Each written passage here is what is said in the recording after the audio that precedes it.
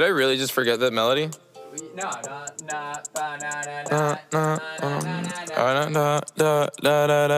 As many of you that know me know, I'm still in college, getting ready to finish up, hopefully here in the next semester or so with my education. But, you know, coming down to the wire here, I've had to do some things I'm not exactly thrilled about. No, I haven't had to sell myself anywhere, don't worry. But what I have had to do is decide to take an online winter semester course, which isn't great. Don't love it, not a huge fan of it. But it happens, all right? Getting close, almost there. Just whatever you got to do to push it across the finish line, right? Here's the problem, right? I know that there's a lot of information that's going to be condensed into a very short period of time. I know that the winter semester is, 3 or 4 weeks. So there's not going to be the same kind of leeway with getting assignments done that there normally is, and there's going to be a lot more on my plate because of it. I get it. I understand. But it was an email from someone in the university that really just set me off about all this and made me think, man, maybe I'm not going to ever graduate. I got an email, and the email's talking about, oh, thank you very much for signing up for a winter semester course. And of course the first thing that they list is the dates to drop, which I guess I kind of appreciate because at least I know, but it kind of like just sends the wrong message right off the bat. I mean, you're kind of just like casting doubt in the whole thing right from the jump, but okay, whatever, I'll take it. Thanks for the information. I appreciate the heads up. But I get to reading through this email, and I come to this point that I'm still just stuck on as of this moment right now. Woman emails me and tells me that they expect their estimation, their mathematics, their totals say that it's going to be approximately 37 and a half hours of work per week to stay on top of this class and pass with a grade that we would like. Well, first of all, they don't know what grade I would like. This is like in planes, trains, and automobiles when they're driving down the wrong side of the road. How do they know where we're going? Well, how does she know what grade I want? She doesn't. She's been drinking. We've all been drinking. It's pandemic 2020, all right? She doesn't know what grade I want. I'll take a C-. It's still a pass, all right? So that's number one right there, okay? Secondly, and maybe most importantly, you can go ahead, ma'am, with all due respect that I could possibly give you, and you can take your 37 and a half hours of work per week and you can kiss my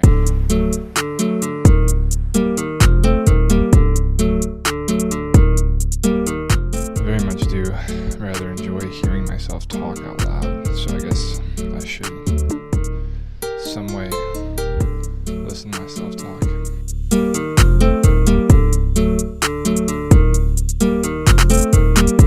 Looking at the camera. Hey, what's up, camera?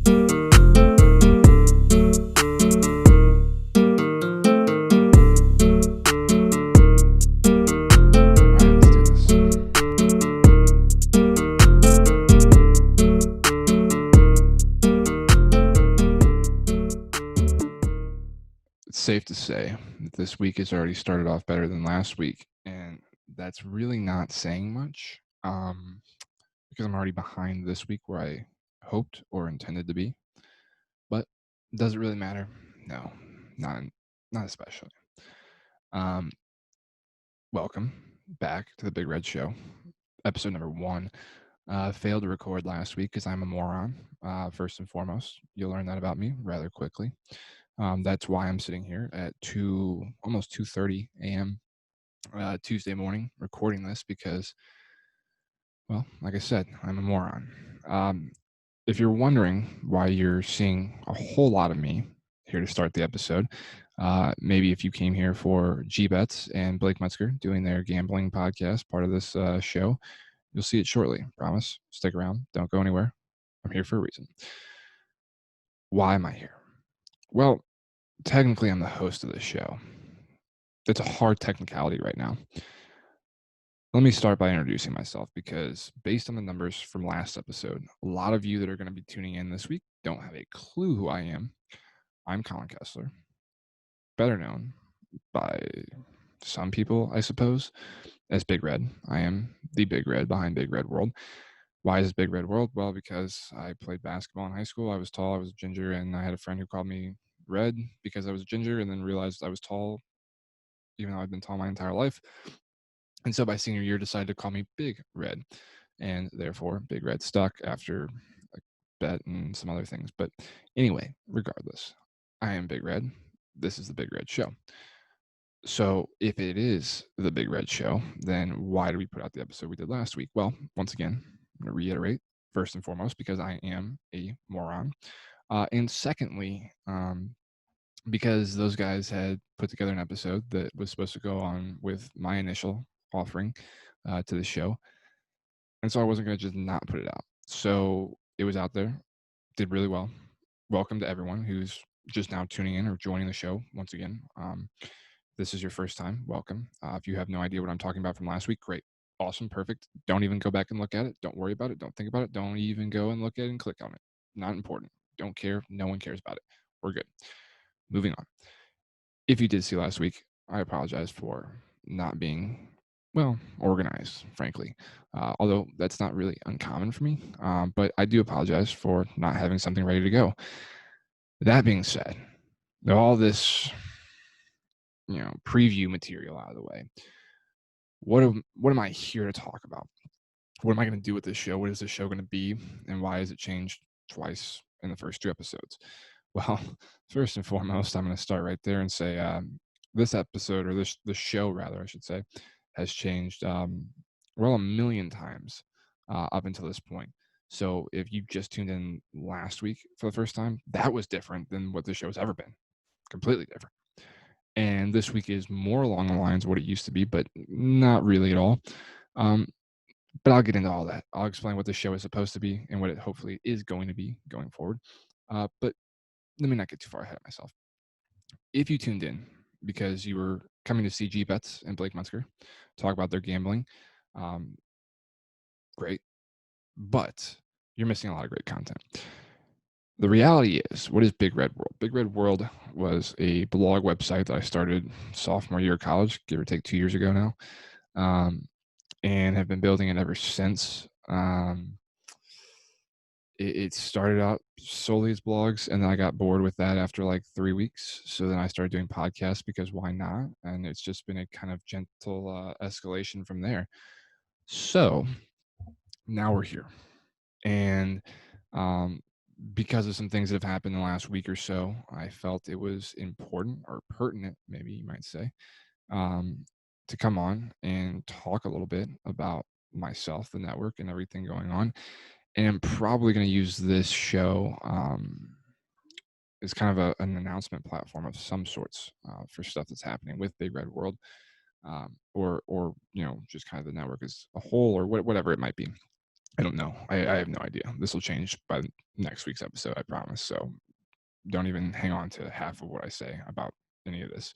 Frankly, this is more just pure entertainment value and me just having somewhere to blow off some steam, because it's been a long week. It's been a long week since the last episode aired, and a lot's happened. A lot's gone down. A lot of kicking myself in the head. And you'll see all my kicking myself in the head too. Don't worry. But I'll get to that in a little bit as well. What's happening with Big Red World right now? Well, 2 of our shows are now sponsored by Manscaped. Very excited about that. Very ecstatic about that. A little bit uncomfortable about it. I'm not going to lie. I love Manscaped. Very happy to have them on board. But trying to sell ball hair trimmer razors to a largely older, more mature family type audience, it can get a little uncomfortable. And I still have yet to figure out how exactly we're going to promote that with another show that we're on. But first world problems, really, I guess. Complaining about having an opportunity to make money off of what I'm doing right now, talking into a microphone. That's ridiculous. First of all, I mean, I can't believe that in 2 years we've gotten here, but here we are. Not only that, the house that Rick built also has got a couple of other sponsors. Well, I think one other announced, couple we're working on in the background. Same with Six Drunk. I think they got one official, working on some other stuff in the background. But again, getting back to the point of, there's a lot of stuff happening right now that I'm just overwhelmed with. So here I come to talk and just kind of vent it out, I guess. I don't know. But as you can see, there's a lot of stuff happening with Big Red World. There's a lot of stuff happening with this operation. There's a lot of stuff happening just kind of around the network. And that will affect shows like G Bets and Blake Metzger doing their gambling thing later on this show. There might be ways in which their show ends up becoming its own kind of thing, and getting sponsored and promoted as well. A lot of things that could or could not happen. Who knows? It's hard to say. And ultimately, as I get more free time and I kind of get the other shows kind of established and going on their own, I think inevitably this show is probably going to get refined to a certain point. But for right now, it's a little bit more loosey goosey, and we'll see what happens, and we'll see where this all goes. Um, so that's kind of the background. It's kind of why I'm here, because I want to make sure that you guys don't miss some of the other good stuff that's happening. One of the things I think that is hugely key, is a show that we do, or it's on the network, rather, I should say. I shouldn't say we. I'm not directly a part of it, but I am very much a part of getting it going and keeping it going. Six Drunk, One Sober, hosted by Alec Broski, a good friend of mine. Alec is, well, he's, I would say, he enjoys being in uncomfortable situations, certainly. And being the one sober host of a podcast with six people of varying degrees of drunkenness, things can get interesting, certainly. A lot of answers are given that might not have normally been given. And some of those answers could certainly be very uncomfortable. Not something that I'm personally interested in being in the middle of. I've once sat on the outskirts of it, observing and watching what Alec does. And I can say for certain that that is maybe one of the more uncomfortable things I've ever been a part of in my life. Um, yeah, kudos to Alec. But if you haven't checked it out yet, it's entertaining to listen to.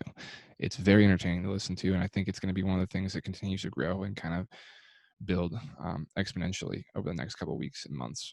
So make sure you're paying attention to that. The numbers were fantastic out of the gate, getting it going again. It's going to be a little bit slow, but check it out. If you haven't checked it out yet, check it out right now. Six Drunk, One Sober. You can literally search Big Red World on any podcasting site, and all of our shows will come up right at the top. So simple as that. Um, you know, we have had fantastic numbers in the last couple of weeks. Ever since Seth Greenberg from College Game Day, ESPN's College Game Day, the basketball analyst, came on, um, the numbers for the House of Rick have been just astronomical. Nearly 1,000 downloads a month on that show just on its own. And I mean, you're talking about a show that's probably done, I mean, at most 5 episodes in the last month. I mean, that's 250 per, give or take, little adding and subtracting here or there. But yeah, I mean, if you're hitting 1,000 and you got about 4 or 5 episodes, if we call it four, it's 250. If we call it five, it's probably like what, 225 or something like that. Point being, a House of Rick Built, killing it right now. This show, I mean, hell, last week's episode killed it, crushed it, better than I ever would have expected, considering how lackluster my performance was, or rather, didn't happen performance, the non-existent performance I had last week. Once again, you'll see a little bit of that maybe at some point. We'll get to it. But yeah, it's been unbelievable, and I can't stress enough. If you're here and you're saying this is so annoying, why am I listening to this weirdo? Why is he bobbing his head around when he talks? Why is he so jumpy and jittery and uncomfortable or awkward or just all around a schizo? I don't know. That's a great question. Been asking it myself for a long time. But more importantly, the reason you're listening to me right now is because at the end of the day, there's more happening than what you're coming here to see. So come here to watch this, continue to enjoy this, continue to subscribe, continue to like, continue to give us all the statistics that we need so that we can prove that we're worth continuing to grow this. If you like G-Bets, if you like Blake Metzger, if you like what they're doing with the gambling side of things, subscribe to the show, subscribe to the channel, subscribe, like, do all everything, like it, all of it. Rate it on whatever platform you listen to podcasts on. I don't care. Do it all. Do everything. I actually do care, because I would greatly appreciate that. Very much necessary and needed, because that is going to be part of what helps kind of solidify the base here that we can grow off of. And again, part of this is, if you like what G Bets and Blake are doing, supporting other podcasts that are on our network are going to inevitably help shows like this.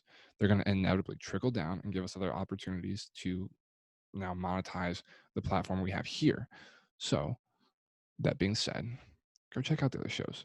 Just because you really truly like this show, maybe, or you like just listening to the gambling side of things, that's great. Got no problem with it. We'll get to that very shortly. Let me ramble though. All right. If you like it, if you like the show, or if you just like the gambling, doesn't matter. You need to go check out other stuff that we're doing, because if you go check out the other stuff we're doing and you support that, even if it's just giving a rating, subscribing, um, especially on YouTube, because subscriptions show up on YouTube. They don't show up on podcasts necessarily. Like, I don't know how many people are subscribed to our Apple podcast for different shows, whatever. I don't have a clue. I mean, I can make a rough guesstimation, I guess, based on who listens, like within the first couple of hours, maybe. I don't even know if that's fair, really. But by and large, I have no idea who subscribes to the audio only platforms. Again, that could be Spotify, that could be Anchor. There's so many platforms for it. It doesn't matter. I don't have a clue.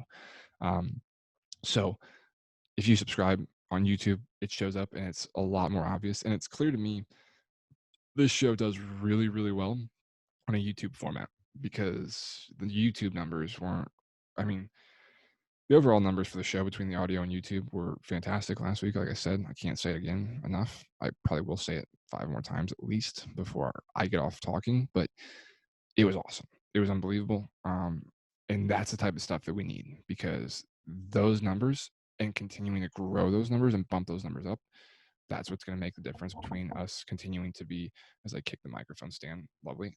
Those are going to be the difference between, um, us taking this podcast and taking, the GBets platform and everything that's with it to a more legitimized, monetized level, where, the things that we're doing right now, maybe we can do a little bit more of it. Maybe we can do it in a different fashion. Who knows? Not really sure yet. But without getting that kind of feedback from you guys, without getting that, understanding of, hey, we liked this video because we thought it was really well done, or hey, I liked it because I liked where it was going. I liked the concept, but here in the comments, let me tell you what I think about it. Frankly, you could be literally as mean or as insensitive or as just angry about me being on here as you wanted to be. If you were commenting and liking the video, give it a dislike. I don't care. Interact with it. If you're interacting with the content, that alone does great things for us. Look at the Paul brothers. Every time I do something, half the people that find the content or watch it or follow them are there because they hate them, and yet they're still just doing crazy numbers. Now, granted, their numbers are completely different than ours. We're talking about millions of downloads, and we're talking about like a couple hundred if we're lucky. Like I said, as a network as a whole, I think we're inching up on 3,000 or 4,000 downloads per month at this pace. I have a feeling that that's where it's going to be close to. And we don't really even have our full array of shows going right now, because with it being the holiday season, some of them have had to take a little bit of time off because college students traveling home, or people just have jobs and have a life to live. So they're not doing their shows right now, which causes a lot of issues for keeping kind of a continuity of content. Wow, look at that! I'm trademarking that right there. Continuity of content. It's going to go in a textbook one day. Just watch. But it's been hard to keep that up. Like I said, people having to take time off, people having to focus on schoolwork and finals, a lot of things going on.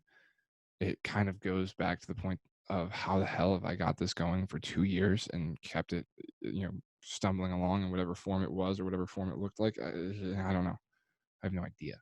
Um, Sheer good luck and cutting off a lot of people and activities in my life, quitting baseball, giving up any kind of real social life or personal life of any kind, and just basically spending my entire life sitting in front of a microphone talking to the abyss that has gone from the abyss to small crowd of a couple hundred.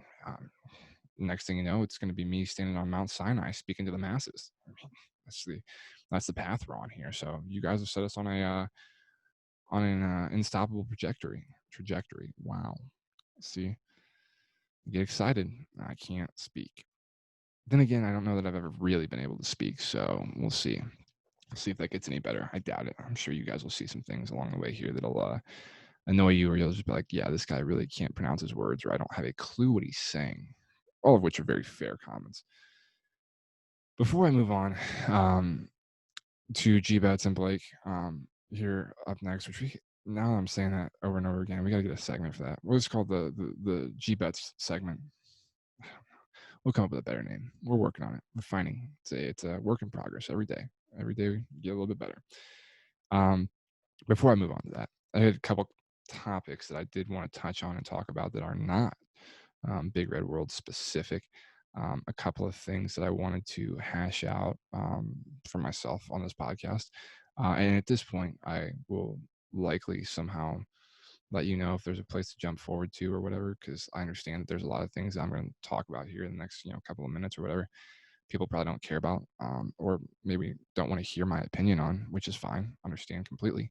For those of you that do want to stick around, thank you. I appreciate it. It means a lot. It actually does mean the world. Um, this is, again, I told you, sitting in front of a microphone by myself. This is my personal life, speaking into the abyss. Anyone that sticks around, well, you just became my friend. So congratulations. We're friends now. Welcome to my world. That's why it's called the Big Red Show, because it's Big Red World. It's my world. It's Big Red's world. So the Big Red Show is all about the world and how I see it. Let's talk about the world. I had an interesting problem come up very recently. There was a potential chance that I was in contact with a person who was in contact with a person who was in contact with a person who had COVID. So like I was like the fourth in line, the fifth in line, and no one outside of the initials, I keep smacking onto the microphone stand here, no one outside of the initial that tested positive has yet to test positive, and seems like, without showing any signs of symptoms at this point and at this stage in the game, and one of them being elderly, it seems like I can go ahead and take a step back for a second and say, I'm good. And as I was thinking that today, I'm going, I've been stressing this a little bit because it's tough, I mean, I think everyone's dealing with the conundrum of, do I or do I not, to be or not to be, to work or not to work. As a college student, that's not really an option. You got to work. I'm lucky enough that I have this that's, kind of isolated and keeps me here in the house as often as possible. But I also do have two other jobs in schoolwork that oftentimes has forced me to be around people, forced me to be out and about, maybe forced me into situations where I was putting myself at risk. And you'll see more about that here later on. But I'm I'm sitting there today thinking about it, and I guess the thing I arrived at was this: there is a certain amount of fear that has been placed into the hearts and minds of the American public. Um, and I don't know that that's from one specific source. As much as people probably would like to simplify it down to just one specific source or one place where all this hatred and anger is coming from, it's not really the case. And so the problem becomes, at least by my estimation, um, really that I think this lack of clear communication from the top down has forced everyone into a situation where you kind of have to decide for yourself. You have to figure out what you find to be the best option. And it's not always going to be the option that the public thinks is the best option. It's not always going to be the option that everyone agrees with. Take it from me. I mean, I was called transgender for a podcast. Like, this has brought out a side of people that no one ever has seen, probably. And it's made people as cutthroat as ever. We all know how it is. But this is a roundabout way of getting to the topic I want to talk about, which is, as I'm sitting there thinking about it, I'm realizing that I live in an apartment as a college student with a roommate, or the apartment mate, I guess you could say. Um, and I'm wondering, as college students, what is our responsibility here? Because naturally I would say, well, you have a responsibility to keep your roommate safe, or your apartment mate safe, and do whatever that means to keep yourself isolated if you do believe that you have come in contact with someone that's positive and you believe you're at risk for being positive.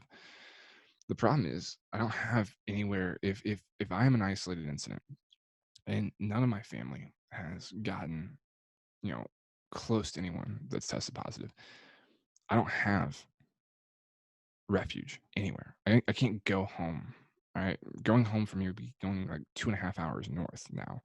So it's not really the most viable option. Is it an option? Sure. But then you have to think about, well, okay, then I'm taking it to them. I'm contaminating them. So I sat there and thought about it. It's like, as a college student, sharing an apartment with someone else who's not kin and who's not um like in any way required, I guess, to like take care of you, like if you're living in a house with family, whether it's a significant other, whether it's, kids and whatever, there's someone in that house that to some degree has a responsibility to care for, like, oh, here's your dinner. Let me make you food. You quarantine in there. Like we're making dinner. We'll just slide you a plate or whatever. Those things don't happen.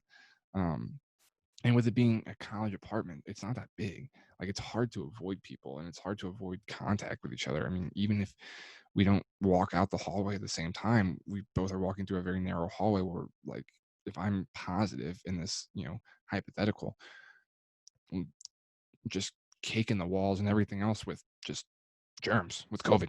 It's all over the place. So I'm like, I don't know. This just seems like an issue that not a lot of people are talking about, and I don't know like why it surprises me because everyone's got their own problems right now, so everyone's pretty preoccupied with their own problems, and no one's really thinking about other people's problems as much as they probably normally would. Not that there's not humanity out there, not that people aren't talking about other people's problems, not that that's not happening, but um, with there being so many problems going on in the world right now, that's just not a conversation I've heard had. And it's like, well, what happens if I do get, if I do get a positive test? Do I stop going to the kitchen to eat dinner? Do I literally just lock myself in my room for like 14 days and just starve myself and just go through like a fasting period? I mean, I don't know. 'Cause I feel like if I'm positive, there's no way I can walk out into the apartment. Like, there's no way I can walk through the apartment. Do I sleep in my car, eat fast food for 2 weeks?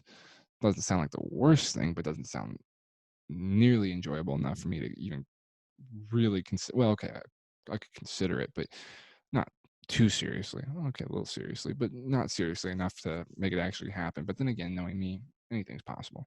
Look, point is, this is it's a weird thing, and it's to the point now too where you've got so many people that are saying, "Well, the vaccine's coming. The vaccine's coming." You're seeing videos of FedEx and UPS trucks being loaded up with pallets of the vaccine. At what point do we go, you know what? It's going to be taken care of pretty shortly. If you're pre-existing conditioned person, or in the high risk category, certainly continue to be safe, continue to be overly cautious, and you know make sure you're taking your preventative measures to make sure you don't get sick. But if you're not any of those things, if you don't feel like you have to worry about a positive, or if you don't feel like you have to worry about your own well-being or what have you, then what are we talking about? Like what I don't understand. Like, why is this a conversation still? I know it sounds stupid, but at this point, it seems to me like a large portion of Americans don't care. Maybe I'm misreading the situation. It's always possible, but I think that's been the case for a while. I think you have a fair amount of people that are just kind of like burnt out by the whole thing, and they're like, I'm gonna wear my mask and I'm gonna stay over here in the corner and I'm gonna be quiet. That's me like 95% of the time. I think you have another healthy portion of America that's like, this is a complete hoax. This is a lie. This is fake. This is ridiculous. I don't know that I've ever been that ever during all of this. And then you've got the still very fear stricken portion of society. And the thing is, I said just a second ago that I thought that there was a large percentage of the population that's like burnt out by this and keeping quiet. And I also said there's a large percentage of the population that's saying that this is ridiculous and it's a joke or it's a hoax or whatever. And there's also this large percentage of the population that's very paranoid and fear stricken.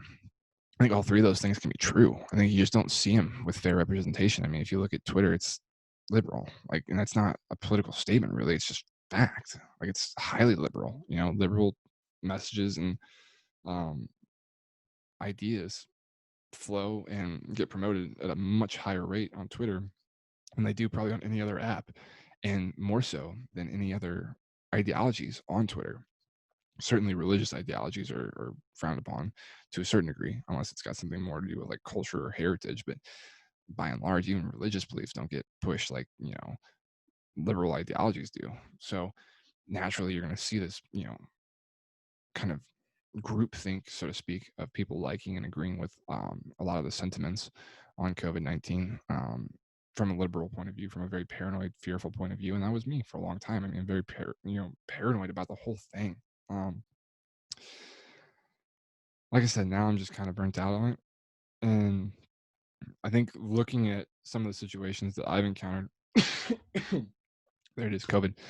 Um, one of the things I also realized is because of one of my jobs, I was put in a situation um, where I was in very close contact with a lot of people in a very short period of time. We'll put it that way.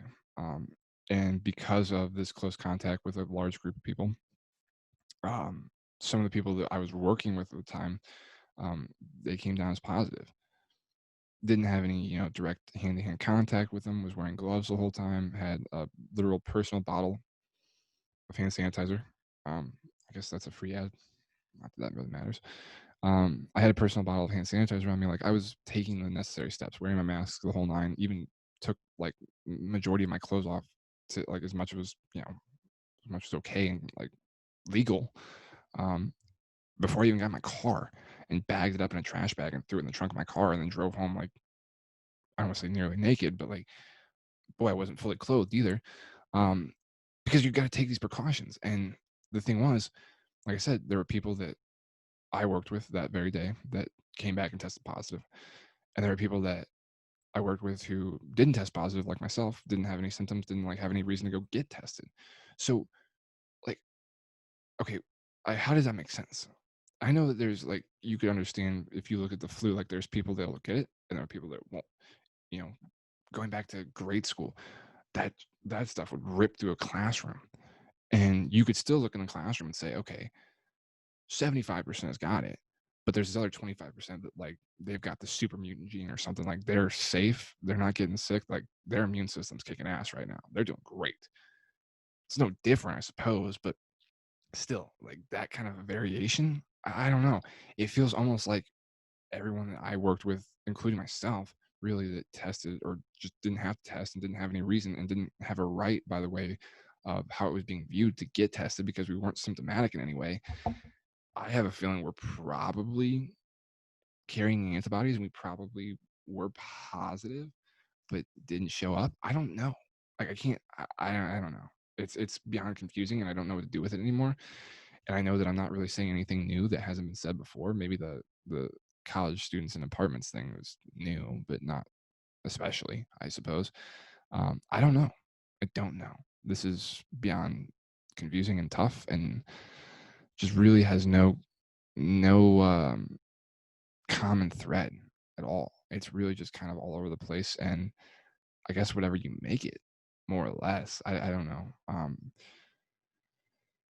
It's it's flabbergasting. It's frustrating. It's really become very hateful in a way I'd never expected it to. And I guess I should have expected it to be that way. Um, but it's like petty hate. It's not like rioting in the street.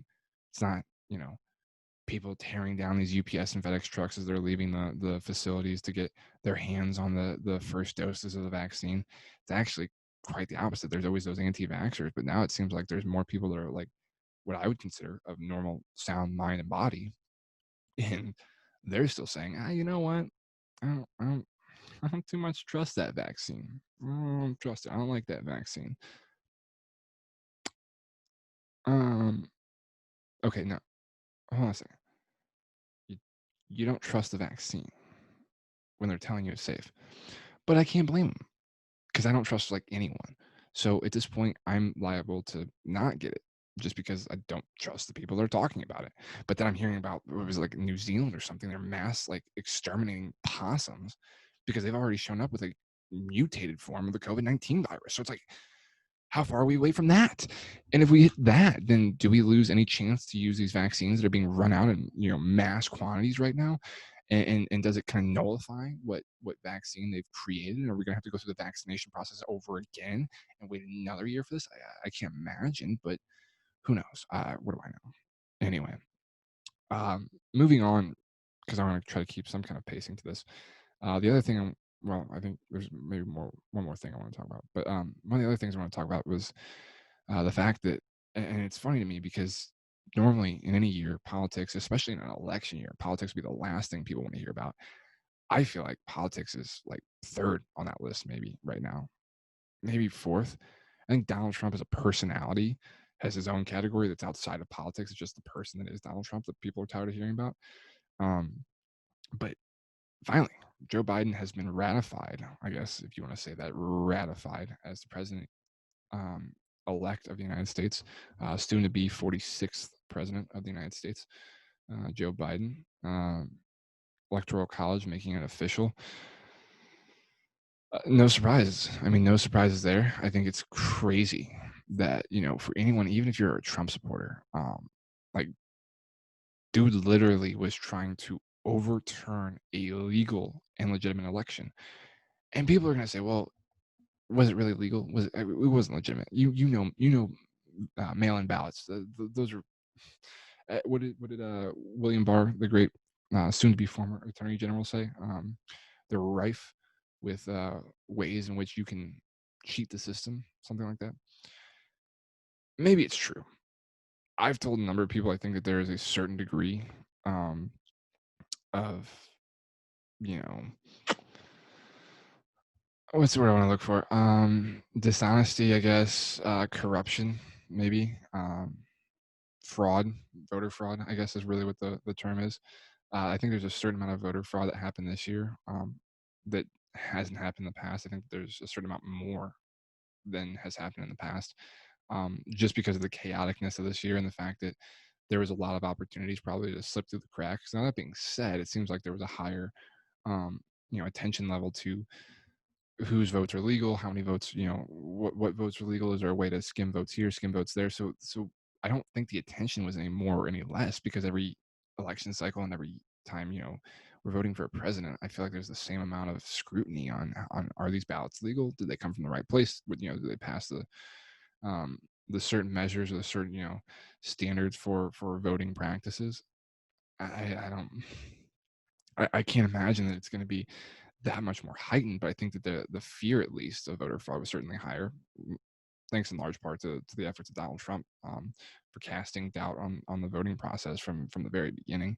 I think if you're refusing to admit that as a Trump supporter or as a Republican, you're just, you've got your eyes closed, and you also have officially gone to this twilight zone of politics where you just kind of conjure up like whatever you want and say like that's fact. It's like one of the few episodes of the Twilight Zone that I actually like watched. Guy sitting in the airplane looking out the airplane in a window seat and sees on the wing of the plane that there's a monkey climbing across the wing of the plane and pulling the plane apart as he goes, trying to take it down. And the guy keeps telling people, hey, this is happening. It's happening. It's right here. It's right in front of your face. And as soon as anyone shows up to look out the window, the monkey's gone. And this goes on and on and on. And finally, I think he gets like restrained or something. They say he's having a full blown like manic episode or something like that. And as they're stretching him off the plane because they had to make an emergency landing or something, I think. And they're just kind of implying like he's finally like been diagnosed as like you're insane and we're putting you in like a straitjacket type of thing. He's rolling by on a gurney as they're taking him to an ambulance, and you see the shot of the plane wing where you see clearly that the plane's been ripped apart, and that kind of right now typifies, I think, a lot of like I'm not gonna say Republicans, but Trump supporters. They're like diehard Trump supporters because there is this like you keep saying it's happening and you keep saying it's happening, you keep saying it's going on and on and on and on and on. And because you said this, there's a certain ability for a lot of people, myself included at times, to look at the facts of this year and to kind of sit back for a second and go, okay, let's objectively look at this. Let's consider, could this be possible? Could it happen? you have an ability to sit back and kind of observe this from afar and say, okay, maybe the wing is being pulled apart by the monkey. Maybe there is voter fraud. You're able to kind of picture and see that, but the reality is it's based on a fugazi. It's a woozy, it's a wazi, it's a fairy dust, whatever McConaughey says in Wolf of Wall Street. Um, it, it's it just hasn't had any factual proof. There is no plain wing to look at, to go point at. Even the attorney general, like one of Donald Trump's most ardent supporters, was like, "Yeah, I got nothing. Like, there's no evidence. I would love to. If I had it, I'd throw it at you. I'd put it right in your face, but I got nothing." Like, if that guy's going, Donald, I think we're gonna have to go ahead and just kind of let this one go because you're kind of doing some illegal shady shit over here and really no reason for it. So I got nothing for you. This isn't clear cut. And likely if there is like full blown just 100% corrupt election where everything is completely rigged um, against one party or another, we're probably never going to know it. And it's probably never going to be clear and obvious. And it's probably going to be, clouded by the left and the right, the far left and the far right, the extremes of both sides that have just lost themselves in their own political ideologies. That they're so obsessed with being right or being on the right side of history, and they think of everything as good, bad, evil, good versus evil type of thing, right, wrong, and it's just not that. Like, just because you have a certain view of the world, you are not inherently on the good side or the bad side. You are inherently a human being, very much prone to making the same mistakes or errors in judgment that anyone else is. And this is a large part, and this is going to cost me a lot of credibility, I'm sure, to certain people. And I haven't said this yet publicly, which is not like it's a big thing. I didn't vote this year. This is my first time being eligible to vote in a presidential election, and I just flat out refused to vote. I was even registered. I was excited when I had to get my driver's license renewed.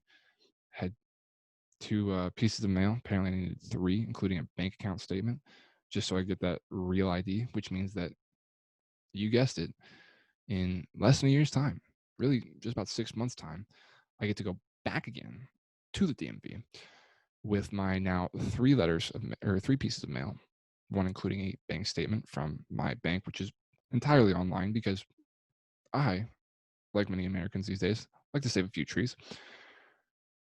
I'm gonna have to find a way to get a bank statement and prove that I am who I am. So that's fun. Excited about that. But when I have to go back and do that, it's going to bring back that memory of going through the license renewal process and having them ask, well, would you like a voter registration card? Absolutely. I would love a voter registration card. I completely forgot about it. I didn't even know where I was going to register at. Thank you. Great. Got a voter registration card. I was ready to go, rocking and rolling. And I knew that there was going to be a certain amount of, political circus going on with this election cycle, but good God. I mean, it wasn't even remotely realistic. It wasn't real at all. It's all fake. It's all show. And again, it gets back to this. I'm very moderate and midline with a lot of my politics because I feel like if you go too far one way or another, you're just completely like you're um well, hell, it's like, if you have too much of anything, like it always goes bad eventually, inevitably. Like there's always a limit to how much you can have of one thing. There needs to be that balance. You know, you need to be able to use fiscally conservative policies, Republican policies on finance and economics to facilitate and finance liberal social agendas where you're helping other people and you're spreading the wealth as much as you can while continuing to increase the wealth via conservative fiscal policy. Sounds really like common sense when I say it like that. And I understand that I'm oversimplifying the issue because I'm not actually like putting out any real policy changes or like explaining this in more in depth than I already have because I can't really. I have ideas, I have concepts, but I'm not going to be the one to just sit here and spout off with my random ass things. Point is, too much of one thing or another thing is always bad. So why are we so inherently like filled with this disposition to just pretend like there's only one way to view the world? It doesn't make any sense. No, it's not really supposed to make sense, I guess. But it's frustrating, and it's a large part of the reason I would say why I didn't vote this year. And I have to say, um, I was talking to a family member prior to the election, and I think he said something to the effect of, I hope you voted already." And I said, "Nope, didn't vote." He goes, "Oh, are you like in line or whatever?" I said, "Nope, not going." And it was clear the frustration and disappointment seeing, someone my age who's been, very adamantly engaged and interested in politics, to varying degrees of engagement, but by and large been, always informed and educated on the subject matter of politics and, um, American politics, especially. Being engaged with that and being informed, being, probably what typifies an informed voter, someone that knows, the general gist of what's going on, has, kind of paid attention and stayed informed, not just, right before the election, but in, the years leading up to the election, and paying attention to what the president in office is doing and making that, kind of calculated decision. Do you want another 4 years of the same, or do you think it's time for a change already? Being able to make that decision and having the information that you had, or that I had, prior to the election, would have made me an informed voter, I think. Safe to say. But I think my family member seeing someone, like I said, who would probably be defined as an informed voter, a great voter, someone that's ready to go to the ballot box, making a very educated and calculated decision. Seeing me at such a young age say, "I'm not going to vote. I don't have any interest in voting." I think it disappointed him, but I also think that that's case in point for a lot of people my age. Now, there's also a very, large amount of people my age or thereabout that were very, very excited and very, very animated about voting this year. Um, and I just, you know, and I was shocked by it too, because it was the first year, once again, that I could vote in a presidential election. I mean, I would have killed to vote in 16. Um, and I didn't get a chance because I was too young. And here I was in 2020 with my first chance to vote in a presidential election, and I said, No, good, I'll pass." I regretted it immediately. I mean, damn near immediately. Sitting there on election night, I said, "I'm not going to watch. I'm not going to pay attention to any of it. I don't care. I'm tired of it. I know that this election, no matter who wins, is going to be bad for the country one way or another, in my opinion. In my very humble opinion, it doesn't mean it's right. It's just my perspective. I'm sitting there thinking, neither one of these guys are going to be right for this country, no matter what. You can say one's better than the other, and you might be right on your opinion, but by and large, both of them are not great. It's no no different than 16. People can say, well, Joe Biden's a better candidate than Hillary Clinton, and marginally, sure, yeah, he is. He doesn't have the same kind of baggage that Hillary has. He's much more of a family man, or a family person, a family candidate, and it's believable that they're very family oriented, versus Hillary, who's got the whole Bill monkey clinging to her back and probably will never disappear. Um, I felt like, by and large, there wasn't a good candidate this year. But as I sat there on election night watching this whole thing unfold, and I started watching about 10 o'clock, I tuned in. I was like, I'm just curious. Let's see where it's at right now. I wonder who's where.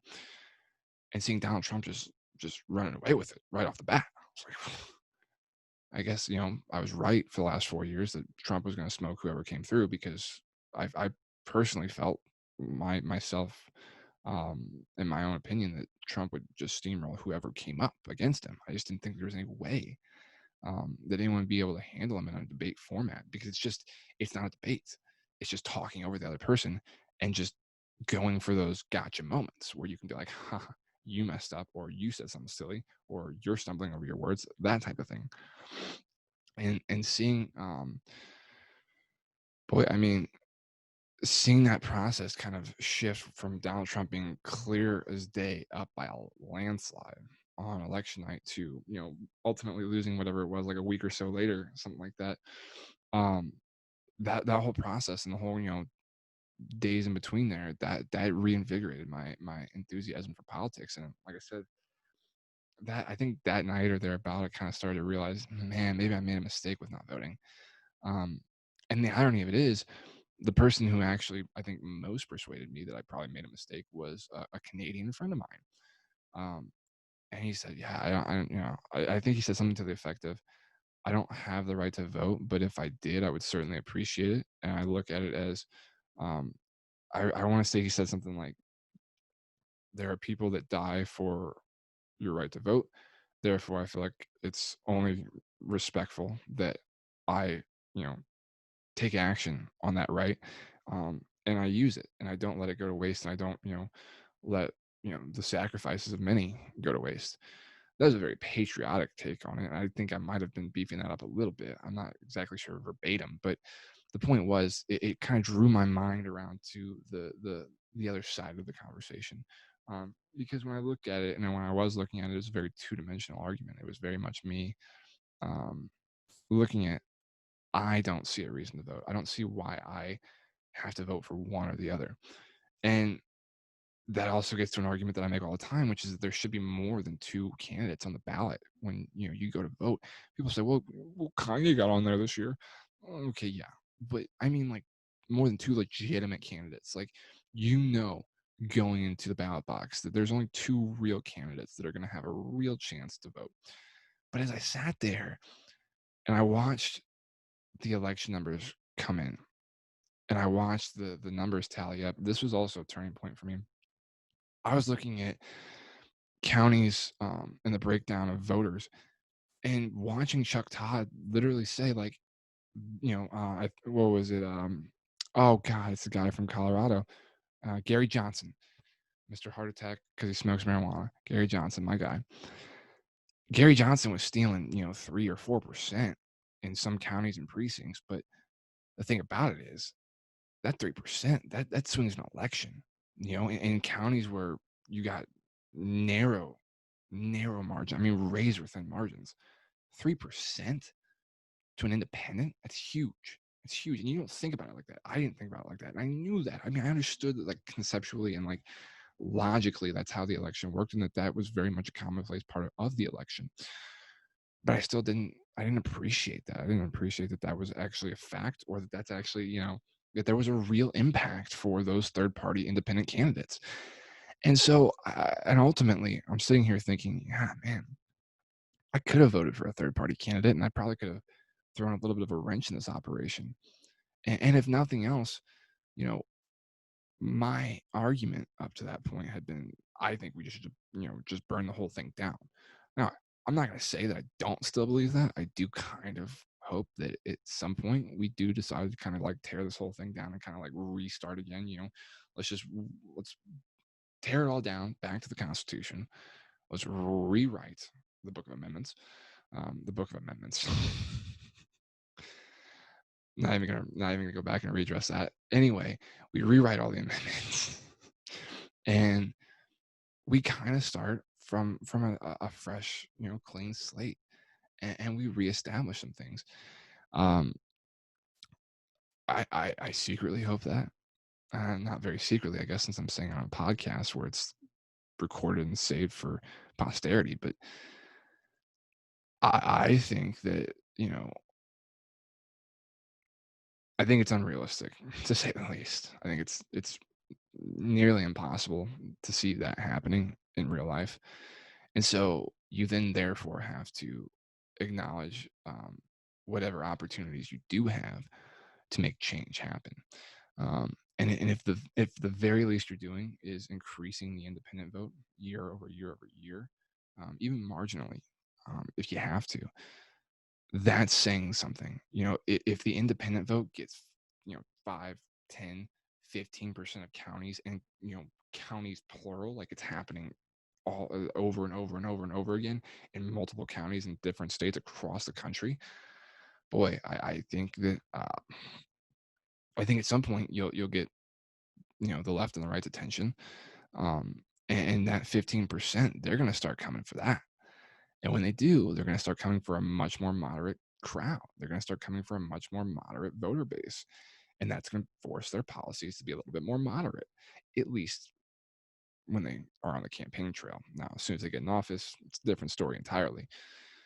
Promises are promises. And at what time or what point or when and why did we decide that these candidates for office needed to promise us what they were, what they wanted to do and what they thought was best?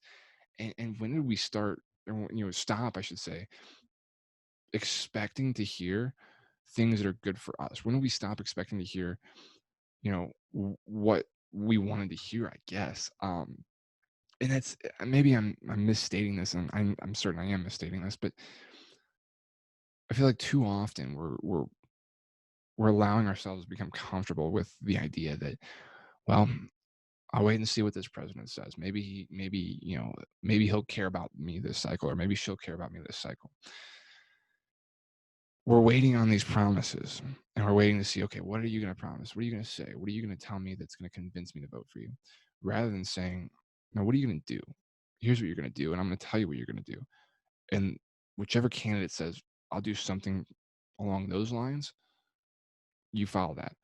I think that, frankly, American policy should be decided by Twitter votes, and it's hilarious. And I think Twitter is too small of a sphere, and I'm sure that there's a way that you could do this a little bit more democratically and much more securely.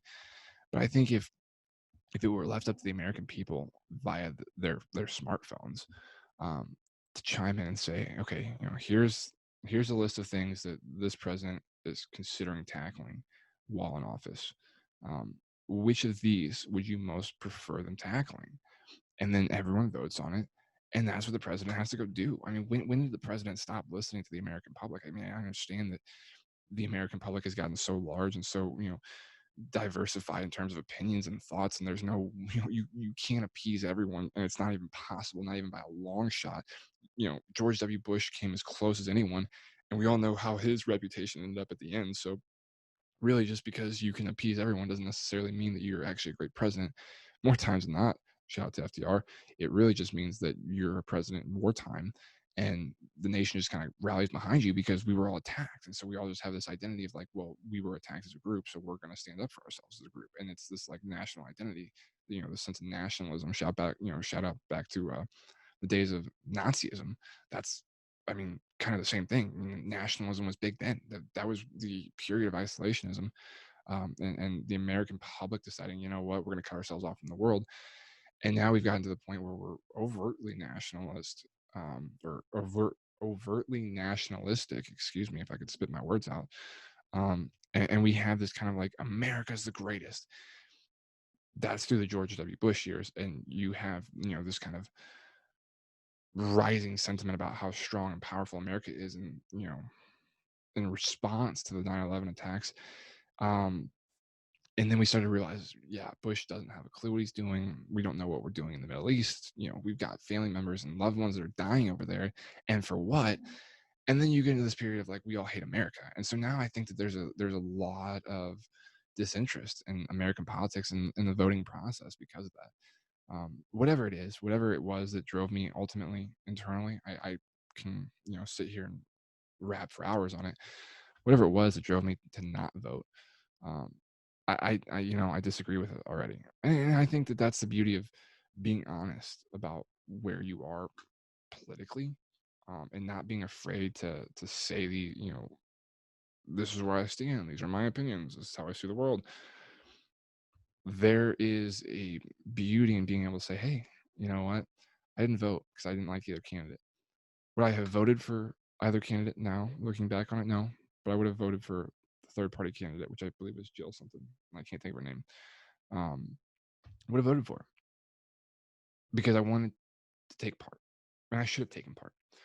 I didn't want to, in the week around it. And maybe it's just kind of like that chaos of election week and just being overwhelming, and maybe I should have done the mail-in thing and got myself taken care of that way. I just kind of figured in the couple of weeks leading up to it, I really just, I want to take part, and I want to do this the tried and true way. I want to go to the ballot box because it's gonna be my first time ever. I want to get that experience, and even if it does mean exposing myself potentially to a high risk situation for COVID, I wanted to take part. And that was kind of my sentiment, I guess, going into election week. And then election week hit, and it was like, you know what? I don't want to vote, and it kind of just crept up on me. And I kind of got tired of it, and then maybe I just got overwhelmed, or I got tired of hearing and seeing political ads. I don't know. I'm trying to think. I can't remember that there was one specific thing that sent me over the edge on that. It's just kind of one of those things that kind of brewed and brewed and brewed, and I stewed on it and stewed on it and stewed on it, and then there it was. There we were, just telling myself I wasn't going to vote. Um, but again, I regret that. Um, I, as much as the next person, have seen movies like Saving Private Ryan, Band of Brothers, The Pacific. I'm missing so many. I know. Point being, I've seen these war movies. I've seen the dramatic shots of soldiers sitting on the beachheads of Normandy, with their guts hanging out, uh, crying for their mothers, crying for their family, knowing inevitably that this is going to be the last place that they see on this earth as gunfire rains down around them. There are people that have sacrificed so much more than I ever will for this country. The least I could do is sacrifice a little bit of my frustration, to contribute, because ultimately, I don't have. I'm not going to go with these flowery quotes necessarily, or these overly, maybe dramatic quotes. But what I will go with is this. Um, I I have a responsibility, I think, as an able-bodied American human being, who has the God-given right to vote because I was born in this country, or for many people, could also have the God-given right to vote because you immigrated to this country. Both very much legal ways of gaining, um, citizenship and voter rights in this country. I'm not trying to take away from either option, but I was born in this country, and therefore I have the right to vote. And because I have that very right to vote, I think I have a responsibility to vote, because the right to have that vote has been earned by a lot of sacrifice. Um, and denying myself the opportunity to vote, um, because I think that it's just a bad election cycle, is a terrible excuse, um, and ultimately probably leads to bigger problems rather than fixing the ones I want to fix. So I don't know. It's an evolving school of thought. It's an evolving train of thought. It's an evolving topic for me. Um, and inevitably, it'll probably change between now and 2024. Shout out Kanye 24. Uh, anyway, there you go. Also, as I alluded to, Attorney General William Barr resigns his post effective December 23rd.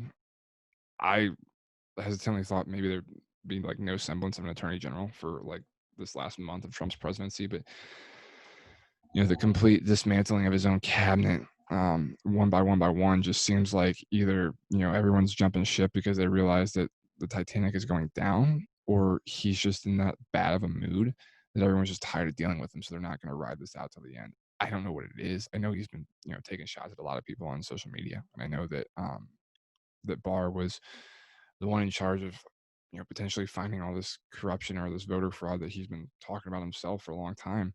Um, but when he finally comes out and says, "Yeah, no, it doesn't really exist. It's not really a thing. Doesn't really happen," I think you are faced with you're faced with the fear, the full wrath, I should say, or the full fury, of Donald Trump when he's angry, and it's probably just like, at this point it's exhausting. I'm certain. Barr's been doing this for 2 years. Sean Spicer made it like 9 months, and we forget about Sean Spicer. Sean Spicer is a footnote at this point. Um, Barr's been doing this for 2 years as the Attorney General. One of the more key positions in the cabinet for any president. So I can't imagine he has any desire to continue to put up with that kind of abuse. And maybe he is so far behind Trump that he actually feels like, man, I really messed up. I wish I should have been there for the president. I just couldn't be. And I'm gonna go put myself in the corner over here and sit in timeout and think about what I've done. Uh, I can't imagine that's entirely what it is, but it's not impossible given how devoted William Barr is to the president of the United States. But that was interesting. Another new cabinet position here with a month to go before President-elect Joe Biden is sworn into office, and I'll be really curious to see as well what happens with Trump and the inauguration. I can't imagine he doesn't go. I have to believe he's going to follow the same protocols that are expected and, you know, I guess required by tradition of American presidents as they're leaving office. I'd be surprised, but then again, I really wouldn't be that surprised. I would be disappointed, I guess. But it would be just, kind of case in point with Donald Trump. And it's not going to affect his base. His base is going to say, "Yeah, no, I wouldn't. It's fraudulent. Why would you support a fraudulent inauguration? You should be up there. You should be getting reelected, renominated, or whatever. Reinaugurated. The fact that you're not, it's fraud. It's fraud. It's voter fraud. This is a corrupt process, and it was a corrupt election. And no, we don't support it. So because people on Twitter are all united behind the concept that Trump not attending the inauguration is in some way bad. Just because that is happening on Twitter doesn't necessarily mean that there's the entirety of the American public viewing it that way. And because that is the case, you have a large swath of the American public that's likely going to look at it and say, either I don't care, or I actually am happy that he didn't go because we think it's fraudulent and we think it's wrong. And I think it's hilarious, this parody that we have where we have, three different sides that are all so completely just not even remotely close to each other. You got the moderate middle, but they're as far away from either end of the spectrum as each end is at this point, because none of them really want to get to the middle, and the middle doesn't want to go either side this way. So they're being pulled two directions, and both sides are pulling from the middle towards their base. It's just politics in this country sucks. But if nothing else, don't get caught in the weeds. Keep yourself educated, keep yourself informed on what's going on, and pay attention to how Biden does the next 4 years. And come 24, I don't know that you're going to see a chance to reelect Joe Biden, but maybe you will. Maybe you will. You very well might. My money, smart money, I think right now, this early on, would be on Kamala Harris getting the nod from the Democratic Party and running in Joe Biden's stead. Going from vice president to being president. I think that's what a lot of people presume is going to happen.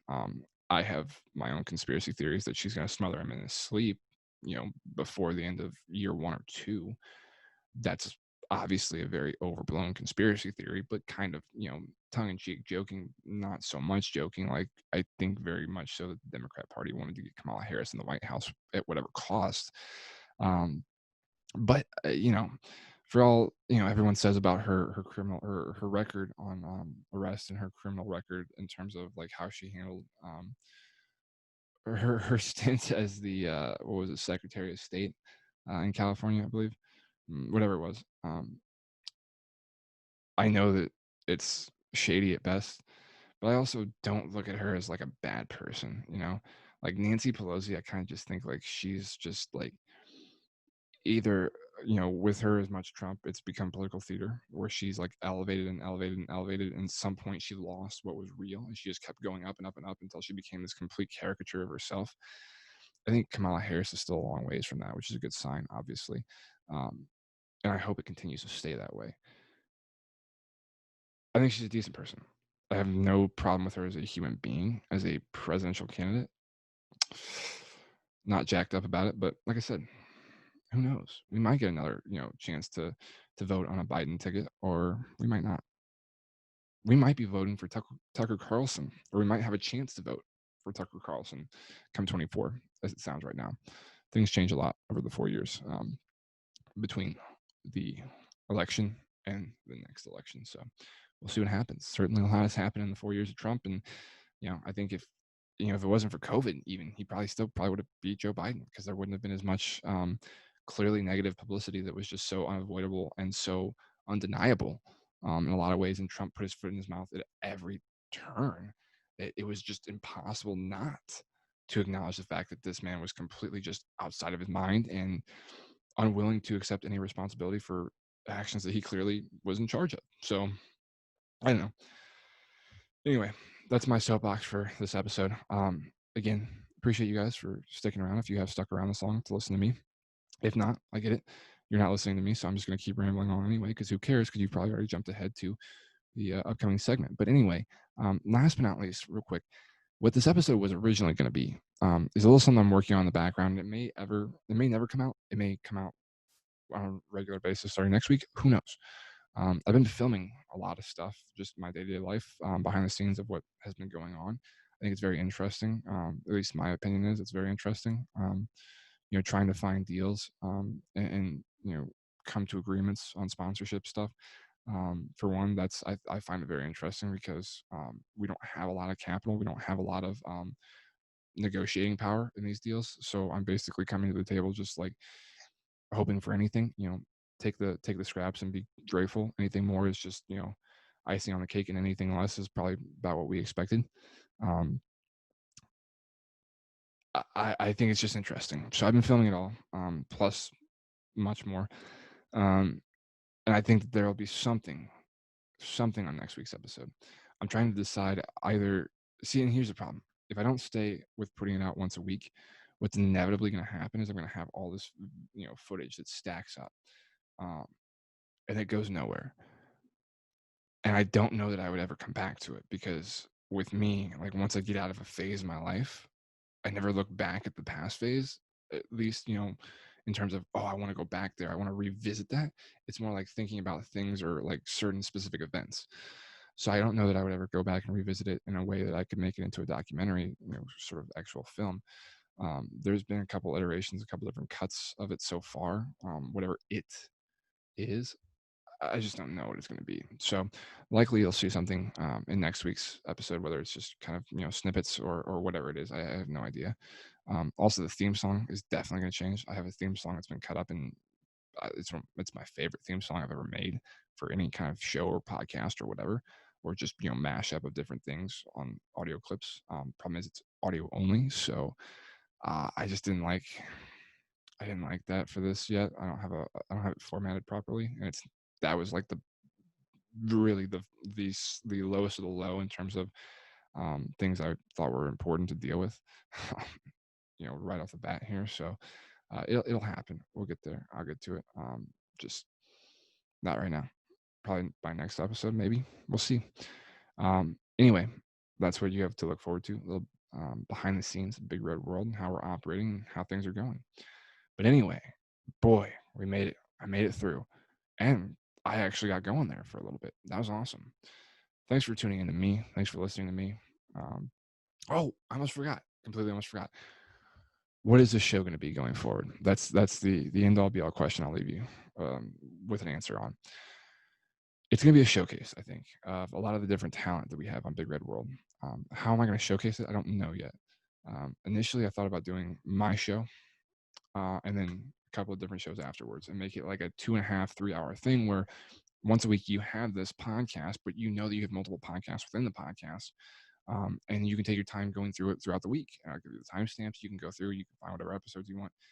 Doing that would help kind of draw audiences together, cross promote, which is huge for us, getting just exposure. And it's not just like selfishly trying to boost numbers. It's just trying to get our stuff out there so we can see if people like it or don't like it. And if you're not really actually getting it out there, then you really don't know how good or bad you are. I mean, hell, no one's jumped out and called me a jackass or an idiot yet. So clearly not enough people are hearing what I have to say because there's probably enough people that would disagree to come out and say something, pretty extreme towards me. So that's kind of the idea that we're working towards. Jeez.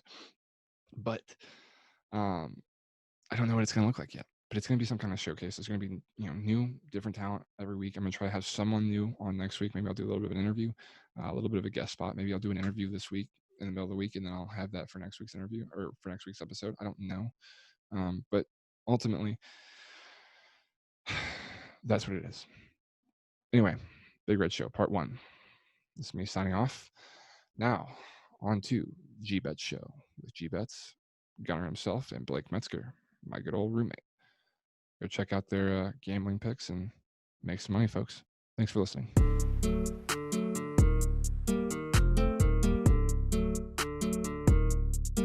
What's up, guys? We're back here with week 2 of the new podcast coming. We got me and Blake. So we're going to start with the NFL this week. NFL week 14, we had some good games. Bears look solid. That's a first. Yeah, for real, dude. What happened there? He took care of business. I don't know, man. Mitch looked fucking good. Dude, I like him, but and then next week he'll come out and throw 3 picks, 150 yards. I just really unpredictable, but I like him. David Montgomery got going. That was good. We got to sign Allen Robinson, man. Fuck. Yeah, dude, he's a fucking dog. We look good there. Right, dude? Like, our most underrated receiver in the league, I'd say. I think so, by far. Easy. Like I think we were talking about him last week a little bit. It was just he always gets hurt, I feel. That's the only thing. Yeah. He had that 1 year. He was out for, like, all year, wasn't he? Yeah. And then some. Yeah, that was back in Jacksonville. Green Bay took care of business against Detroit. How about the fucking the Colts, man? Oh, bro, I loved it. That. I loved it. That's gonna clinch you guys a spot, no? It should. I think we're tied with Tennessee for the lead in the division right now. So, and then we play Houston next week, but Tennessee has like a bye game pretty much. I can't remember who they play. But it helps out a lot. I think it'll basically put us in as at least a wild card. Right. I was looking at the AFC playoff picture. You guys got like 5 teams already eliminated over there. It's pretty wild. Yeah. For the NFC side, I think there's only like 1 or 2. Like everyone still technically has a chance, Mm-hmm. That's like with I wish the Bears would have won last week, because that would have put us right there, man. Right there. But I don't see us winning 3 out of 3. But there's you never know. Yeah, I was gonna say you never know. You can't. Dude, I took fucking Minnesota +7 this week. That was a disaster. God, the refs, man, they fucked Minnesota. I stayed away from that game. I had actually a pretty fucking good Sunday. I'm not gonna lie.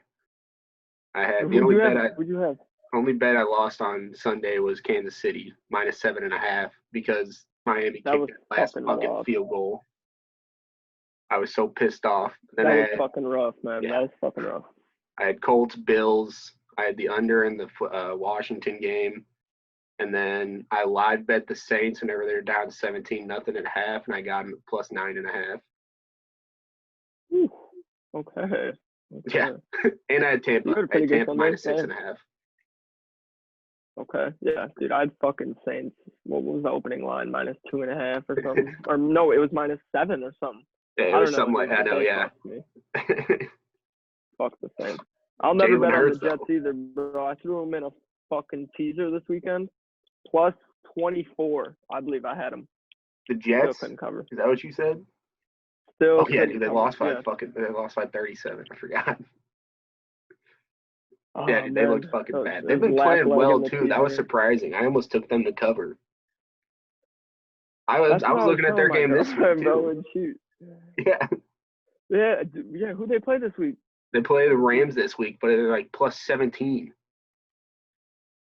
Oh shit. Yeah. Fuck.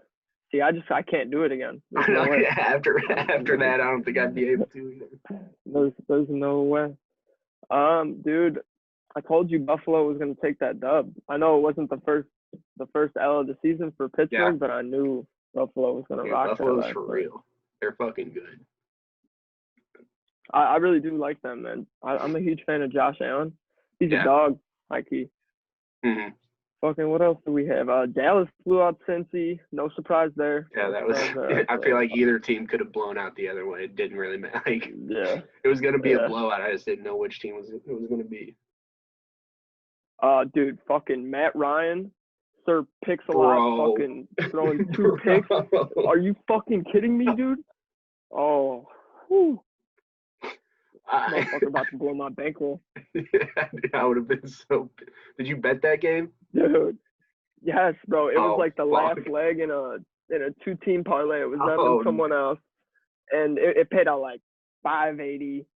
Fucking dude, I think I literally after he threw the second pick, I started to doze off and didn't even get to like the Sunday night game, man. That killed me. But he fucking. Besides that, I was like flipping through all the games, and once Justin Herbert threw his interception with like it was like a minute left, I was like, turn it off. Yeah. And then I came back, I saw they won. I was like, what the fuck? Dude. Yep. fuck the Falcons. That's why you don't bet on teams like that. All right, so let's dive into Monday night a little bit. So we have the Ravens at the Browns. Ravens as 3-point favorites, and it looks like with minus 120 as the juice. You got any bets there? What you like tonight? I got Browns money line. Oh shit. Yeah. Okay. Why? Yeah. Why you like them? They've been hot. The Ravens have been struggling. Their defense hasn't looked at all what it was last year or even earlier this year. Lamar's been struggling. He had a good game last game, but he only threw for like 150 yards or some shit like that. Yeah. He ran the shit out of the ball, but I don't know. And it was plus 142. I think they have a good shot of winning the game. So yeah, no, I like that a lot. I like that a lot, to be honest. I'm on the other side. I mean, not full game, so I mean we could both technically hit this. I have Ravens first half minus 1.5. I don't know why I like them to come out strong after the way they've performed. They've looked like shit lately, man. So I don't know. I think they'll come out hot. And Browns always have trouble with that option. I don't know why. Every time they play the Ravens, they've had some trouble with that. So they might adjust at halftime, but I see the Ravens coming out hot. And then I also have a little prop bet. I have J.K. Dobbins to score anytime, plus 145. They've been feeding him a lot. He's kind of took over that main role. So I like him to score. Dude, that shocks me too, especially with when they signed Mark Ingram. Like I know they just drafted. I think he got hurt a couple weeks back, and Dobbins kind of took over. You know, they also got Gus Edwards, which isn't. They used him a little bit too. So that's what I like tonight. I mean, we could both technically win that. I'll take the first half. You take the money line. Let's go. All right. So next week for NFL, we have Week 15 Thursday matchup. We have Chargers at the Raiders. Let me see if there's a line out for that. I saw 3.5. Yep. Okay. Yeah, they got Raiders 3.5 point favorites at home. You got any leans there? What you like? I don't know. That game scares the hell out of me. Either team could, I could see it being almost a repeat of what happened with the Chargers and the Falcons. Yeah. No shit though, right? Derek Carr's got baby hands, bro. I'm never betting on Derek Carr in my fucking life. So, I'd probably take, honestly, I'd probably stay away from that one too. Yeah, if I were to bet, I'd probably take Raiders, games. But yeah, I don't think I'm gonna. Baby hands Carr. So Saturday we have Buffalo at Denver. It looks like Buffalo 6.5 point favorites on the road, and then Carolina at Green Bay. They have Green Bay 8.5 point favorites at home. Any games you like there? Hey, we got Saturday football. Buffalo's gonna be. That's gonna be one of my best bets. Is them minus 6.5 on Saturday. Oh, you like that? We'll get to it at the end of the show. Yeah. Okay. Let's see. Yeah, I'd probably lean Buffalo and maybe the under 50 looks kind of sweet. And then Green Bay, Carolina. Is Teddy starting again? I don't know. I'm pretty sure McCaffrey's back though. He was supposed to come back this week. He was like a game time decision, didn't play, but I think they said he'd be back for next week. I don't know if that really matters. I think Green Bay is still gonna run away with it. Right. 8.5. 8.5 is a lot though. Solid. Carolina is not. I feel like they're not a bottom feeder. You know. No, it just depends on who they are. Yeah. Teddy started this week, so he's back. I don't know. I might ride Carolina plus 8.5. Yeah. Honestly. Them with Teddy's, they're a lot better team than without. Yeah, I agree. He's a solid quarterback. I really wish the Bears ended up with him, but. So a couple big games we got next week. We have New England at Miami. That's pretty big for that AFC wildcard spot. You like anyone there? I like Miami probably. I don't know. They got Miami minus 2.5, and then over under 41.5. The Patriots, I feel like they're another team that every week they could win by 15 or they could lose by 20. Like I never know what to do with New England. Same with Miami. Honestly, it's two of the teams that I hate betting against. and then also hate betting for. Yeah, I feel you. I'm a fan of Miami now, bro. The way they played yesterday. I mean, yeah. I know the Chiefs took off on them, but they came back a little bit. And I don't know. I love their defense, the way they fucking blitz. Like, oh man, I think it's gonna get into Cam Newton's head. I will take Miami -2.5. We have let's see what else we got.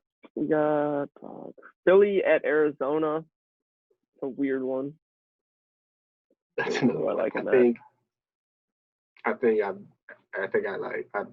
gonna take Arizona just because Philly had a good week this week, beat the Saints. It's a great win for them. I don't think Jalen Hurts will be able to do that again. Like I feel like he hasn't proven himself. Now it was his only opportunity to play, but I don't know if their offense will be able to keep up with Arizona's, especially since they did just play New Orleans, who has a pretty good offense, but they have Taysom Hill at quarterback.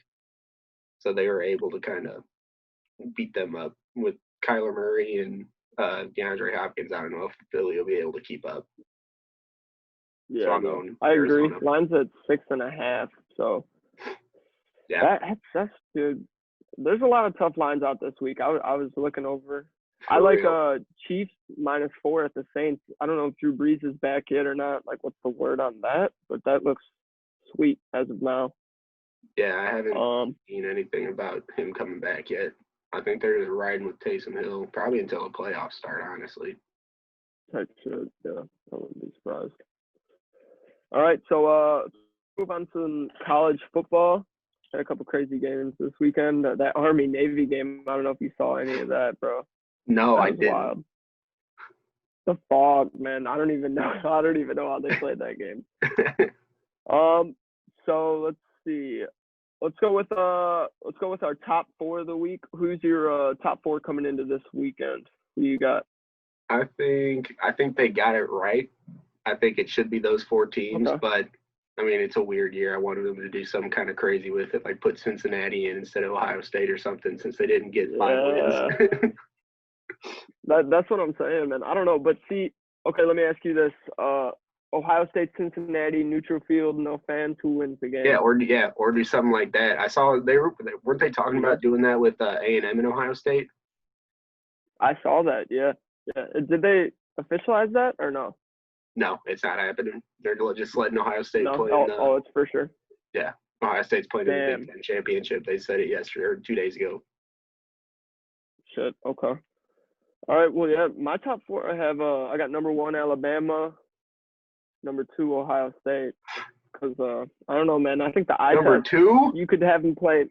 Yes, bro. Dude, they're better than Notre Dame. I'll take them against Notre Dame any day of the fucking week. Okay. I think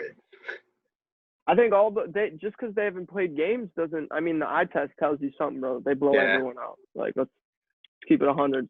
Could it be just I got Notre Dame Big Ten isn't that great football this year, though? Maybe. They are good. They're super fucking good. So. Yeah, I don't know. I think they need to make it. I don't know. I think they could compete with Alabama, compete with Clemson. I see them beating Notre Dame, so I don't know. I have Notre Dame at 3. That's just primarily because they beat Clemson. I mean, you got to give it to them, you know. Yeah. And then I would love Cincinnati at 4, just because it's such a weird year, man. Yeah, bro, that's what I'm saying. You know, but I have Cincinnati / Clemson. Either one of those I'd ride with, to be honest. I think Clemson gets a spot because that L was without Trevor. So. Who do you think wins this Saturday, Notre Dame or Clemson? Oh, Clemson, bro. They got Trevor Lawrence back, man. Yeah, I think the line was Clemson -10.5, which I don't know. I kind of like Notre Dame on that to cover. Yeah. See, I wouldn't take them. I think it's going to be a close game. For sure. Yeah, I like the Notre Dame 10.5. But I really do. I have Clemson winning that. Probably, I could see by a blowout too, though, just as some revenge shit. You know, I definitely could. What other conference championships games we got? We got Oregon at USC. Oh yeah, Ohio State, Northwestern. That'll be fucking good. Alabama, Florida. Alabama's gonna blow them out. Yeah. Here first. Tulsa at Cincy. Cincy needs a blowout if they want any chance, and they probably need Alabama to lose. Probably Clemson to lose or again. Clemson to lose. Yeah. Fuck. But then I'm scared the winner of Oklahoma, Iowa State might get in.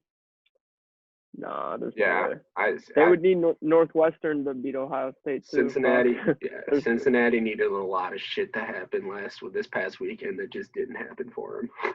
Florida lost, which was big, but the other teams didn't. Yeah, they're basically rooting for all underdogs this next weekend. If that could happen, I could see it routed. I can see it. All right, so let's go to college basketball. Man, what do you think of Duke and Coach K? Bro, they're trash. I'm scared, bro. Dude.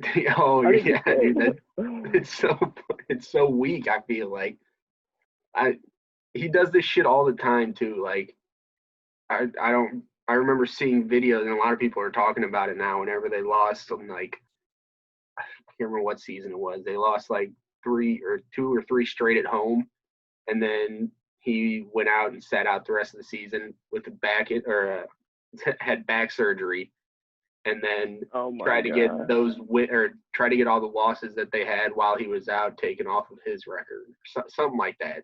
No way. Yeah, so it was something like that. Wow, that's wild. Yeah, man, I don't know. I think wrong, dude. He was begging for March Madness this year back in the summer. Yeah, exactly. And he was also talking at the beginning of the year. He was trying to get more non-conference games to have more strength of schedule, because he was talking about how they're get canceled and then you have to go and reschedule more of them during the year. So he was trying to pick up more non-conference games. Now he lost 2 straight at home, and he's running away with and he doesn't want no part of it between his legs. Scared Coach K, man. Fucking scared. And I think, dude, the Blue Bloods. I don't know. Kentucky going to the NIT. I can see it, bro. Bad, dude.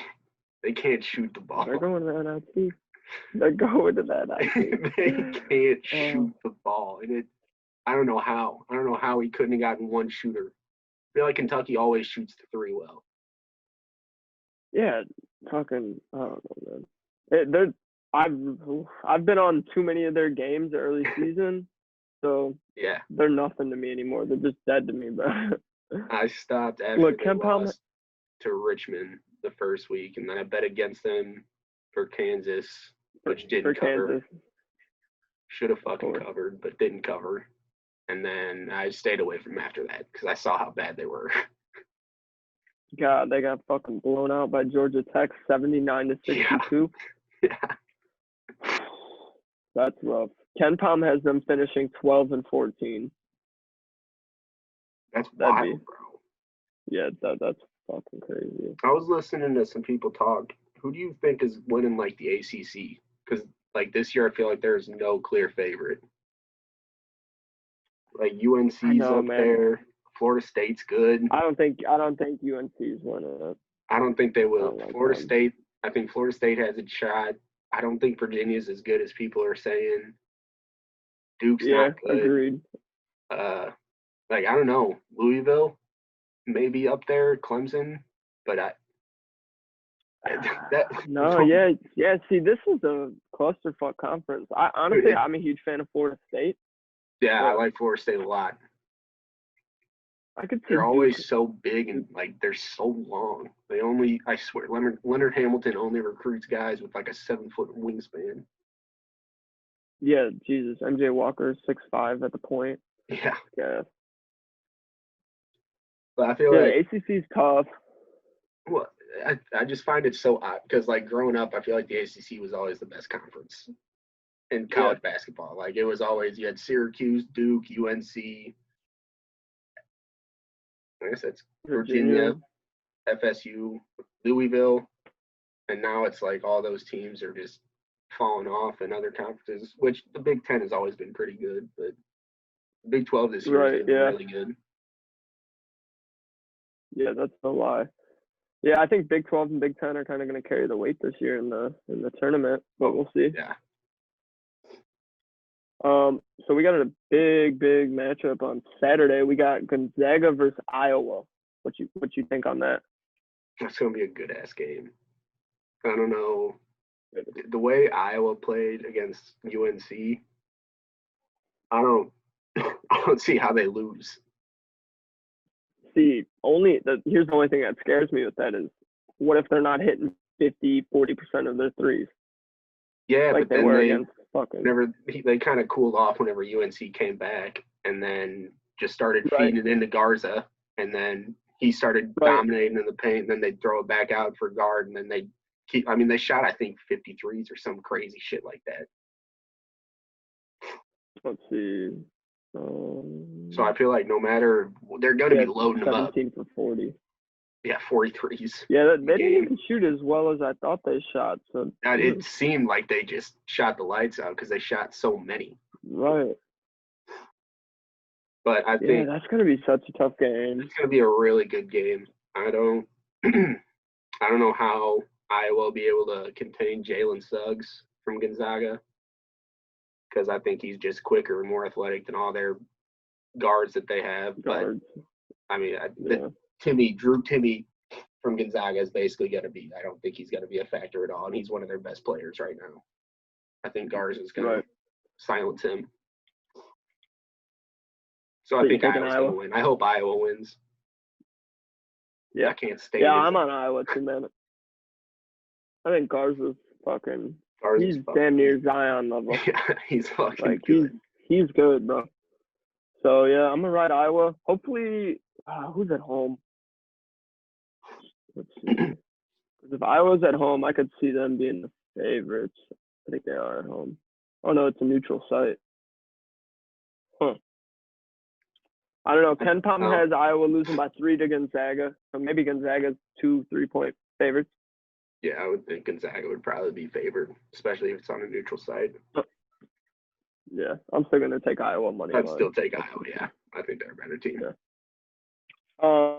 So we have Kansas versus Texas Tech on Thursday. I know you're a big Kansas guy. What you like there? What you thinking?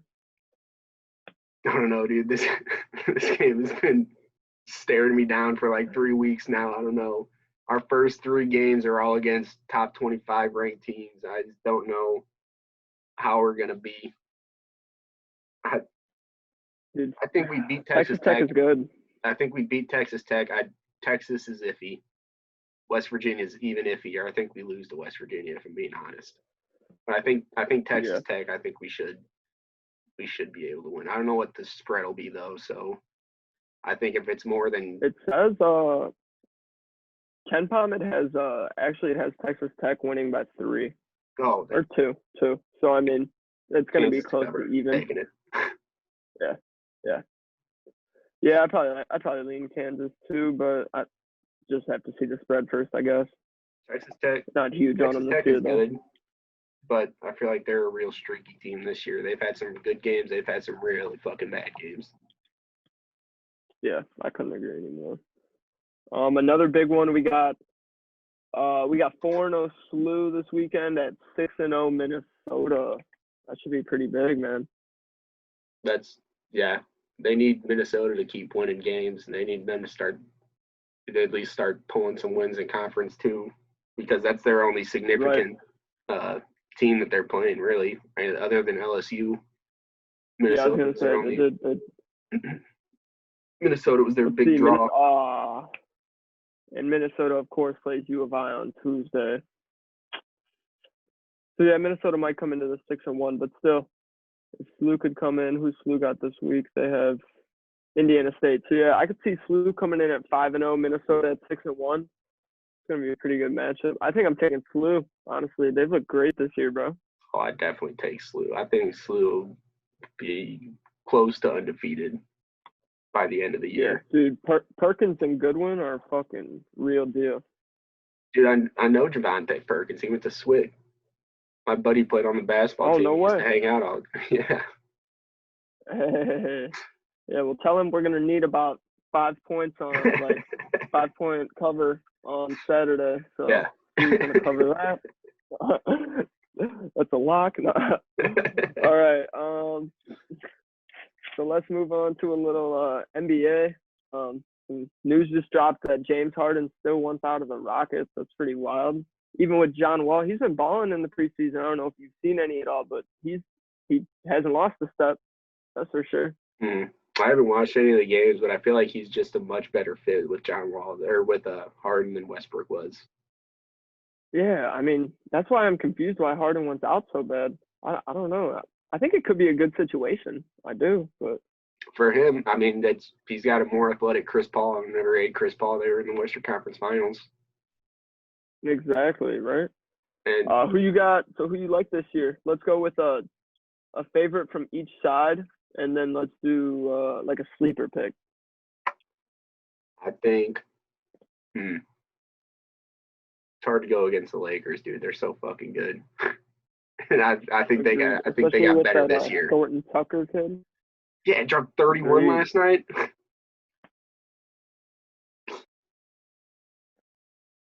Yeah, fucking dog, man. But I feel like yeah, so on that side I got the Lakers as well. The East, I think Boston has a good chance. I saw Jason Tatum grew 2 inches. He's 6'10" now. Damn. Yeah. Kevin Durant's 6'9". Okay. I like. Did they lose anyone? No, they got their whole team back. They actually got Tristan Thompson and then another center because Daniel Tice was starting for him last year, so they picked up 2 more big men, which will help out the roster. For the East, I actually got the Nets. I don't know. I forgot about I don't see anyone stopping Katie and Kyrie. Yeah, I forgot they're all healthy now. It's a whole different ball game. Yeah. And then as like a sleeper pick, bro, I got the Charlotte Hornets. I don't know. I don't see them going far. No. Okay. I see them maybe winning the first round playoff matchup though. All right. I don't know. Devontae Graham, bro. He's a dog, bro. And LaMelo. I love Devontae Graham. Yeah, I think they got PJ Washington too, bro. Yeah, they got some ballers over there, man. I don't know. Yeah. Just as a little sleeper, they're a young team. I see them coming out feisty, maybe winning a first round playoff matchup. Possibly. I wouldn't doubt that. And they got LaMelo now too. For real, who knows? I think if not this year, I could see him next year. Yeah, I think the Hawks, Atlanta is going to be a good fucking team this year. They made a lot of fucking good offseason moves, and they still have Trae Young, John Collins, and Clint Capella. So they're bringing back their core. It's going to be a good team. All right, let's move on to our best bets segment, bro. How you feel about last week, bro?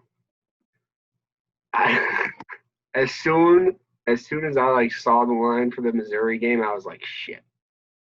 I should have fucking bet Missouri. I didn't see it when it dropped. Huh? What was the line? I didn't see it. It ended at 3.5. And U of I favorite? Yeah. Okay. But it was U of I by 6 whenever it first came out, I'm pretty sure, and then just started slowly going down. I was like, fuck. As it got closer to the game, I'm like, shit. I should have fucking decided to go with Should have took it, yeah. And then Ohio State game got canceled, so. Right. So, all right, bro. It's the first week, so yeah. I mean, we'll be all right, bro. We'll be all right. Finished 1-1. I finished 3-0. And try and keep this streak alive, bro. For real. So for my first best bet this week, I actually took Mizzou in college football -2 this week. I don't know, man. I really like them. I don't know why they're the underdog. They just got slapped up. Yeah, no, I agree, bro. But I don't know. Mississippi State sucks. If you want me to be real, they almost lost. I was looking at it because Mississippi State does suck. I went down there and they're not good bad, this year. Bro. You see that one video of one of their corners talking a bunch of shit to a wide receiver and then getting burned the next play for a touchdown? And then he got cooked for a touchdown, bro. And dude was all up in his face and he didn't want to smoke then. That was funny. Who you got for your first one? Your first best bet? We were talking about it earlier. I'm going to go with Buffalo Bills -6.5. Okay. Against Denver. I know that's in Denver. It's going to be cold, but Bills play up in Buffalo, so they're used to it. Good shit. I like that. My second one, I'm gonna take Army +2 against Air Force.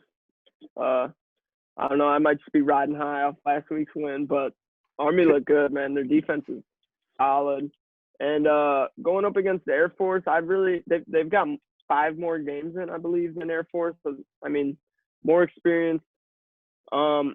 I really don't see why they're the underdogs. They just played the triple option against Navy, so their defense is going to be ready for it, and they held Navy 0 points.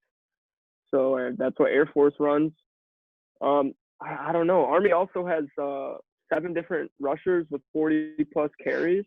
So I mean, they work the ball around. If one person's not going, someone else will be. You know.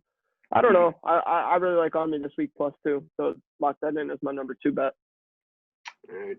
My number 2 is going to be Coastal Carolina against Louisiana Lafayette Raging Cajuns -3.5.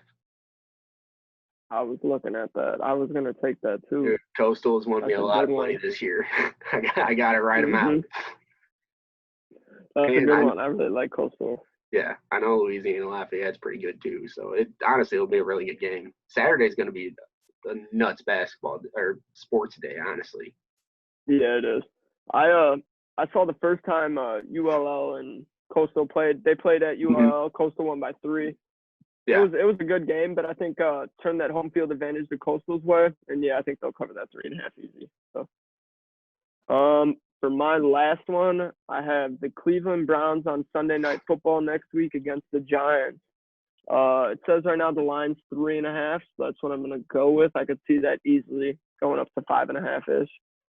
I don't know. Fade the Giants. That's just the way I've been feeling lately. I know their defense is good, but I think Cleveland's just going to run the ball with Chubb and Hunt all game, really. Yeah. I don't see the Giants being able to stop that. Yeah, I mean, Bradbury's a dog at corner, but yeah. So that's my final lock of the week. My last one. I'm going in between 2. I think I'm going to go Boise State -6.5 against San Jose State college football.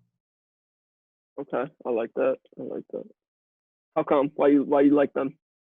I bet Boise State a lot. I've watched a few of their games. They're a pretty good team this year. They're not how they usually are. Usually they're some ranked. I don't think they're ranked this year. But I mean, they're usually a consistently good team. I've seen them play. I like how they play. They play quick, so I think they'll be able to get a lot of points up. Yeah, I like that a lot. Are they at Boise? Are they on Boise? No. It might be a neutral site. It's their conference championship, I think. Okay. I'm trying to find out right now. Let me see. They play on Saturday? Yeah. Or is that? Why can't I find this game? I don't know. Yeah, it's probably neutral, to be honest. If it's conference championship, is that better? Mountain West championship game. It doesn't say where it's at, but San Jose State's the home team. Oh, it's in Vegas. It's in Vegas. It is. Yeah. All right. So yeah, it's neutral. All right. Yeah, I like that, bro. I like that a lot. Let's have another great week, bro. Hopefully, go 6-0 this week combined. Yeah, for real. Funny. That'd be pretty fucking sick. All right, y'all. So we'll catch you next Tuesday. We'll have another drop coming. Let's win some money.